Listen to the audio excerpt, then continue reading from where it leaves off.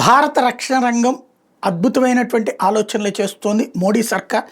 వేగంగా భారత్లో సొంత తయారీ మీదనే సీరియస్గా కాన్సన్ట్రేట్ చేస్తుంది. తాజాగా 2000 కోట్ల రూపాయల కాంట్రాక్టులు భారతదేశంలోని BELకి ఇచ్చింది, భారత్ ఎలక్ట్రానిక్స్ లిమిటెడ్కి ఇచ్చింది.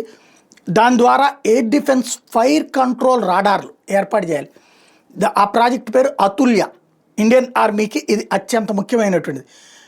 ఇండియన్ IDDM కేటగిరీ కింద దీన్ని చూజ్ చేస్తున్నారు. 70% ఇండోజీనియస్ కంటెంట్, అంటే తయారీలో కావాల్సిన కంటెంట్స్ అన్నీ ఇండియాకి సంబంధించినవి ఉంటాయి. 30% దాని టెక్నాలజికల్ ఇష్యూస్ వచ్చేటప్పుడు విదేశాలతో టైఅప్ పెట్టుకోవచ్చు.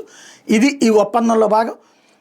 అదే సందర్భంలో aerial threats including aircraft, helicopters, drones, అట్లాగే ఇట్లాంటి వాటన్నిటి కంట్రోల్ చేయడానికి ఉపయోగించినటువంటి ఆపరేషనల్ రెడీనెస్ సంబంధించినటువంటి ఎయిర్ డిఫెన్స్ రెజిమెంట్స్కి సంబంధించినటువంటి అంశంలో ఈ కొత్త ప్రాజెక్టుకి కేంద్ర ప్రభుత్వం ఓకే చేసింది.